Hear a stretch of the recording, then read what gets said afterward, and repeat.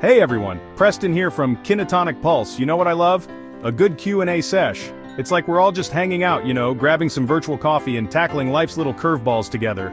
Speaking of curveballs, you guys sent in some seriously awesome questions. You really brought the heat, so buckle up, get comfy, and let's dive right into these Q's and A's. Okay, first question up. Dear Preston, how do you deal with the fear of failure? Oh man, this one's real. We've all been there, right? That feeling in the pit of your stomach, those doubts swirling around your head. It's like trying to do the Macarena on a trampoline, shaky and a little embarrassing. But here's the thing, my friends. Failure is just a fancy word for first attempt in learning. Yeah, you heard me right. It's all part of the process. Think of it like learning to ride a bike.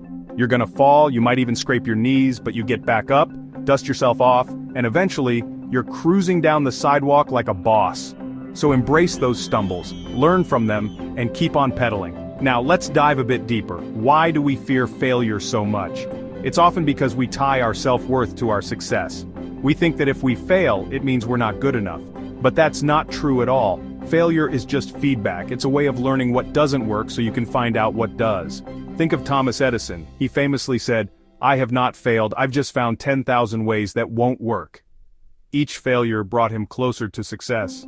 And it's not just about big inventions or grand achievements. Even in our daily lives, small failures teach us valuable lessons.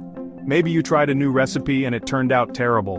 Well, now you know what not to do next time, or perhaps you took a wrong turn while driving and ended up lost. That experience helps you become a better navigator in the future. The key is to not let failure define you. Instead, let it refine you.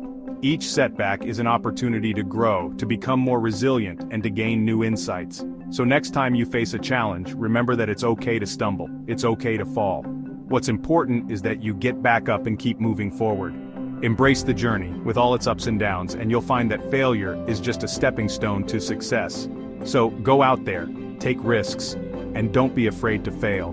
Because every failure is a lesson, and every lesson brings you one step closer to your goals. Keep pushing, keep striving, and most importantly, keep believing in yourself. You've got this. Alright, next question, hit me. Life often feels like a never-ending series of questions, doesn't it? Each one more challenging than the last, and sometimes it feels like we're just pretending to have all the answers. But hey, that's part of the fun, right? The unpredictability, the surprises, the moments that catch us off guard.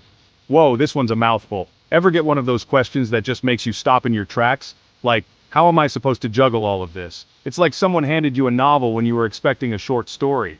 But that's life, full of unexpected twists and turns. Preston, how do you juggle everything? Seriously, it's like you're a professional juggler, but instead of balls, you're juggling work, relationships, hobbies, and all those little things that pop up out of nowhere. It's impressive, but also a bit overwhelming, isn't it? I feel like I'm constantly dropping the ball. No matter how hard I try, there's always something that slips through the cracks. It's like trying to balance on a tightrope while juggling flaming torches. One wrong move, and everything comes crashing down. Oh, tell me about it. Life can feel like a circus act sometimes, am I right? We're all just trying to keep the show going, hoping the audience doesn't notice when we mess up.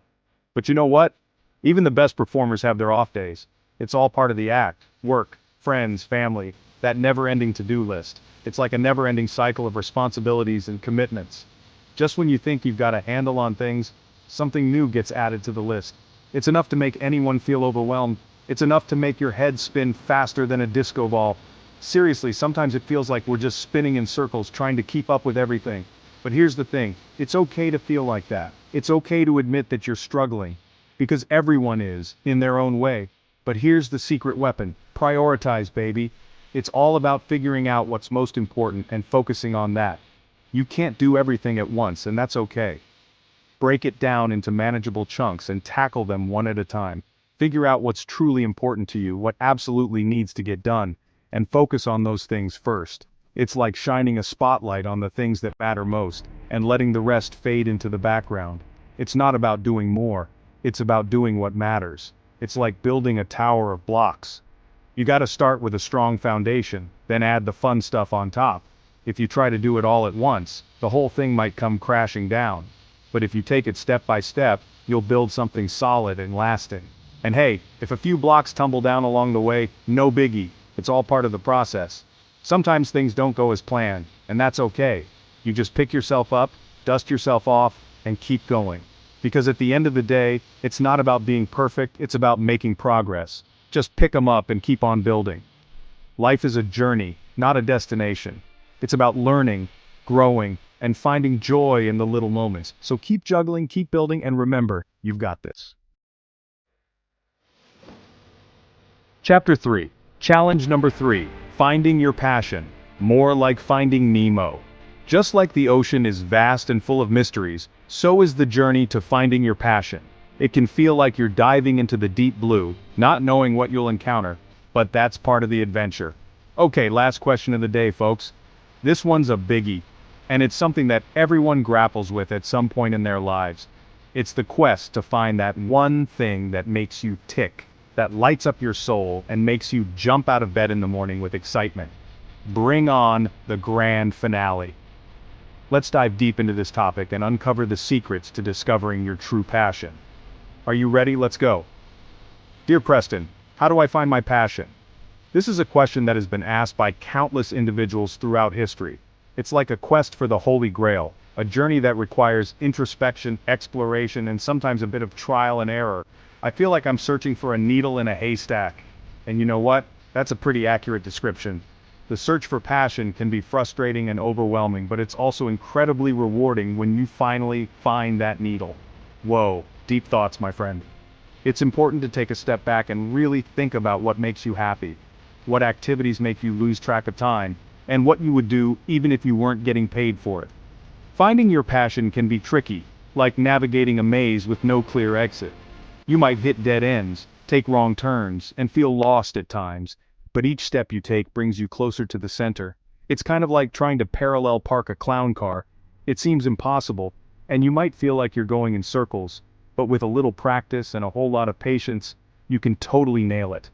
And when you do, the sense of accomplishment is unparalleled. You'll feel a rush of satisfaction and relief, knowing that all your efforts have paid off. My advice? Try everything. Don't limit yourself to what you think you should be doing. Experiment with different activities, hobbies, and interests. You never know what might click until you give it a shot. Get out of your comfort zone, explore different hobbies, and push your boundaries. Take that dance class you've always been curious about, try your hand at painting, or join a local sports team. The possibilities are endless. Take a class in something you've always been curious about. Learning something new can open up doors you never even knew existed. It can introduce you to new people, new ideas, and new passions. You never know what might spark your interest. Sometimes the most unexpected activities can ignite a fire within you. Keep an open mind and be willing to explore. And remember, your passion doesn't have to be your job. It can be anything that brings you joy, whether it's gardening, playing an instrument, or even something as simple as cooking a delicious meal. It can be anything that brings you joy, anything that makes you feel alive. Your passion is what makes your heart sing and your spirit soar. Anything that makes you feel alive. It's that feeling of elation, that sense of adventure, and the triumph of discovering something that truly resonates with you. So go out there and find your thing, whether it's painting, pottery, or professional pickle eating. Embrace the journey and enjoy the process of discovery. Hey, don't judge, you do you. The most important thing is to be true to yourself and follow what makes you happy. So dive in, explore, and find your passion. And that's a wrap on our Q&A. Give yourselves a round of applause for asking such awesome questions. Seriously, you guys rock. Remember, your challenges matter. Let's keep this conversation going. Got more questions? Hit me up in the comments below. I love hearing from you guys. Until next time, stay awesome.